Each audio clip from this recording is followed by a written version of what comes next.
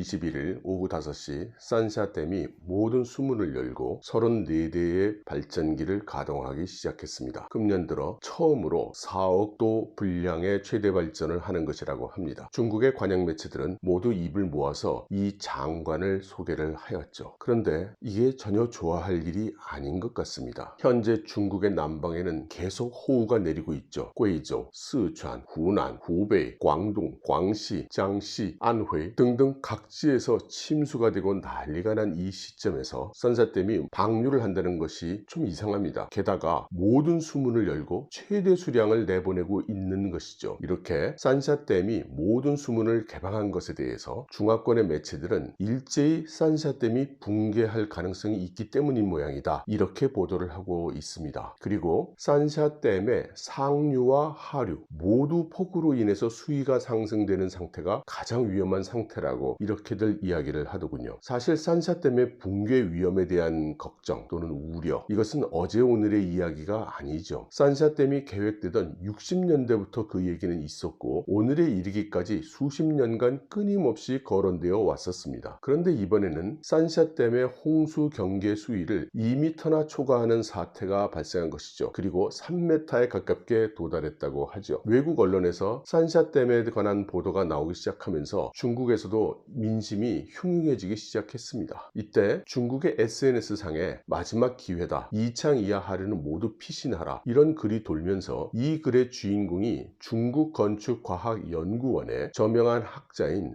황샤오쿤이라는 소문이 또다시 돌았습니다. 결국 황샤오쿤 본인이 그 말을 한 사람은 내가 아니다, 이렇게 해명하는 일까지 발생하게 되었죠. 그래서 이러한 보도에 대해서 반정부 인사들의 비열한 왜곡이고 또 조작이다, 이렇게 반격을 하기 시작을 했습니다. 특히 타이완의 관젠스커라는 프로그램에서 패널리스트인 황스종이라는 사람이 산샤댐의 건설에 권력이 이권에 개입했다든가, 아무도 댐의 완공 확인서에 서명을 하지 않았다든가, 댐이 파괴될 경우에는 6억 명이 피해를 입을 것이라든가, 이런 여러 가지 이야기를 했는데 이 발언이 상당히 중국 지도부의 심기를 건드렸던 것 같습니다. 왜냐하면 중국 관영 매체에 이 황스종을 직접 거론하면서 공격하는 기사들이 여러 나왔거든요. 그리고 다른 한편으로는 수리 전문가인 짱보팅이라는 사람을 동원해서 산샤댐의 수위가 경계 수위를 초과한 것이지 댐의 안전에 문제가 생긴다는 뜻이 아니다. 이것은 원래 산샤의 설계 기준은 171m 수위까지 견딜 수 있도록 설계가 되어 있고, 홍수 경계 수위인 145m라는 것은 이 이상이 되면 상류 지역에 침수 피해가 나온다는 그런 의미의 숫자인 것이다, 이렇게 해설을 하기도 했습니다. 어떻든지 간에 이번 폭우는 사람들이 걱정을 안 할 수는 없는 상태이죠. 총칭에는 역대 최초로 홍색 경보가 내려졌고 이 물마루가 들어오는 높이가 3층을 직접 직격할 정도로 높았다고 합니다. 인터넷에서는 화격권 매체들을 중심으로 해서 계속해서 산샤댐이 붕괴할 것 같다는 그런 내용들이 쏟아져 나왔죠. 저도 지난번 동영상에서 산샤댐의 붕괴 우려를 다룬 그런 콘텐츠를 여러분들께 제공하기도 했습니다. 어떤 분은 산샤댐이 붕괴되면 이로 인해서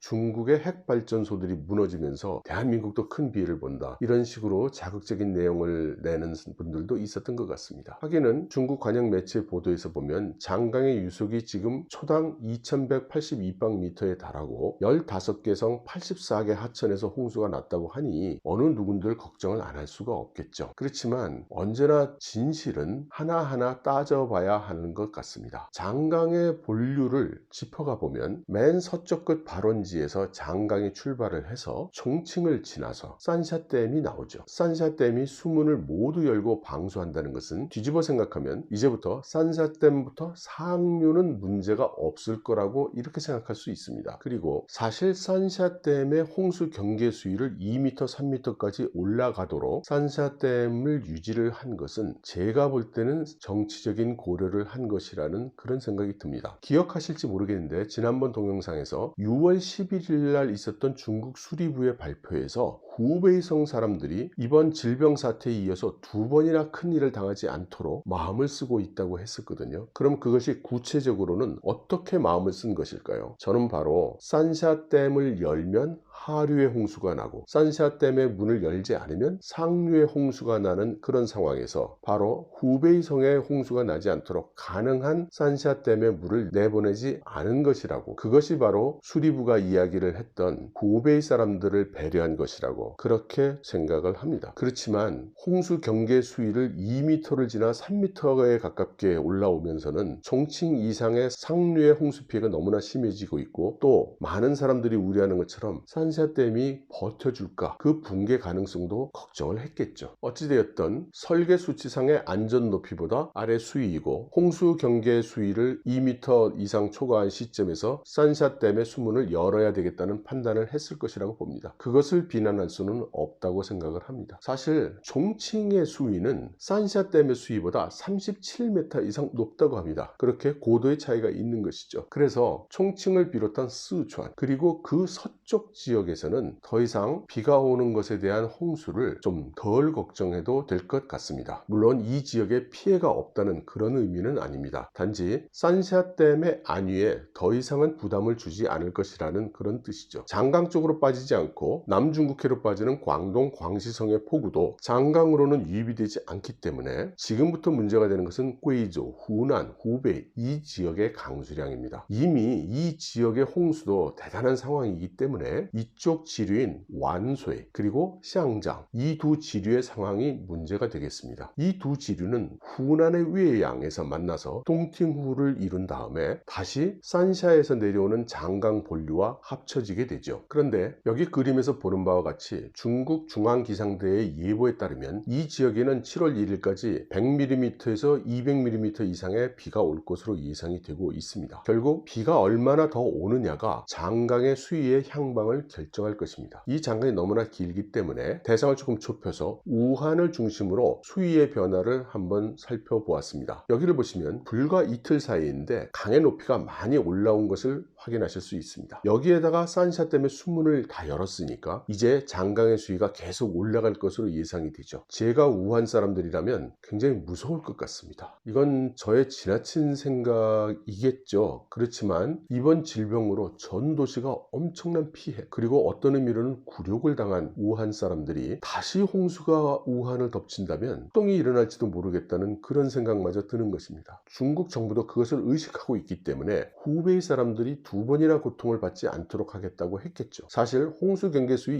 2m, 3m까지 버틴 것도 이런 맥락 아니겠습니까? 그렇지만 산샤가 만일 붕괴한다면 그때는 개도 구럭도 다 놓치고 나라에 엄청난 피해가 오게 되니 산샤댐의 안전까지 위험에 빠뜨릴 수는 없을 것입니다. 이 상황에서 중국 정부는 매우 중국 공산당스러운 일을 또 하나 했습니다. 중국 최초의 대형 전기로 가는 여객선을 우한 강변에 띄운 것이죠. 그리고서는 서쪽의 위해양에서부터 우한의 동쪽 이 구간을 왔다 갔다 하면서 우한의 강변을 밝혔습니다. 일종의 심리전이고 일종의 선전인 것이죠. 사실 수위가 많이 올라갔기 때문에 수위가 더 불어나면 여객선을 띄우는 것 자체가 불가능했을 수도 있습니다. 이 우한 수운 여객사의 사장은 기자에게 우한의 모든 여객선을 전기 여객선으로 바꾸겠다 이렇게 기염을 토하기도 했습니다. 민심을 가라앉히려는 것이죠. 산샤댐의 방류도 지금은 이제 멈췄다고 합니다. 그렇지만 장강의 수위는 계속 올라가고 있다고 합니다. 왜냐하면 괭이조, 후난 쪽에